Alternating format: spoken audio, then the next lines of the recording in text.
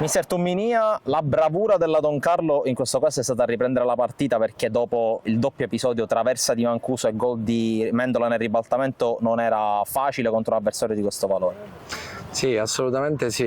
Diciamo che siamo partiti bene. All'inizio siamo stati per quasi 10 minuti nella loro metà campo e poi attraverso questa ripartenza abbiamo subito un gol, magari causato da una piccola disattenzione difensiva.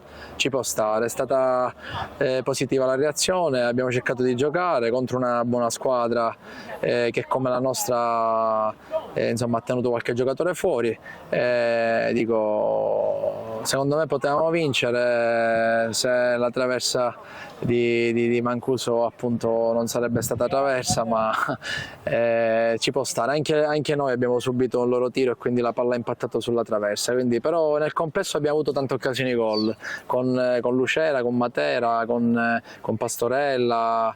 Peccato anche l'ultima giocata che ha fatto Cristian Ferrara cercando la sforbiciata, insomma ci abbiamo provato, peccato. Altra partita molto divertente, molto aperta, il che fa ben sperare anche in vista del ritorno. Sì, sono due squadre vivaci, due squadre che cercano di giocare, due squadre che se le danno e attaccano, difendono, quindi come partita è piaciuta, insomma ho avuto questa sensazione, una partita divertente e intensa. Ora, prima del ritorno però c'è un altro impegno importante, un'altra big di questo campionato. Dopo lo Sciacca, dopo l'Athletic, tocca al Pro Favara che verrà qui alla Luisi. Sì, infatti proprio con lo staff già pensavamo alla formazione da mettere in campo domenica, che sarà una partita, un partitone. Spiace non avere Costantino, non avere Pace e non avere Pastorella, quindi sicuramente non sarà l'11 base di oggi, però cercheremo, come abbiamo fatto insomma, nelle precedenti partite, di sopperire a queste mancanze. Con Alberto Costantino finisce in parità il primo round degli ottavi, tra l'altro per te era la prima partita dopo lo stop per la squalifica in campionato. Sensazioni al rientro in campo e anche sulla partita in generale?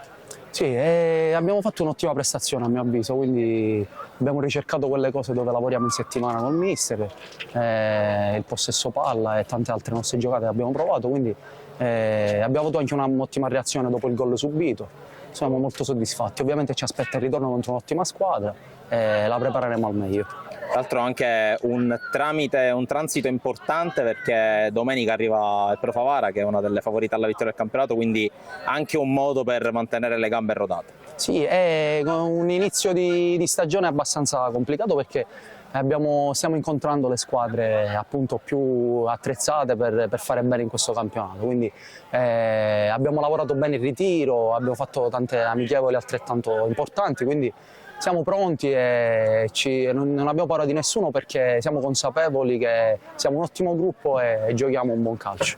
Vige la solita frase che si dice in questi casi: si pensa partita o partita senza obiettivi. Sì, in effetti non puoi fare altrimenti perché mercoledì, domenica ci aspettano, abbiamo visto tantissime partite difficili, domenica arriva il Favara che è come sappiamo tutti una corazzata, ma ovviamente non ci nascondiamo perché anche noi vogliamo dire la nostra.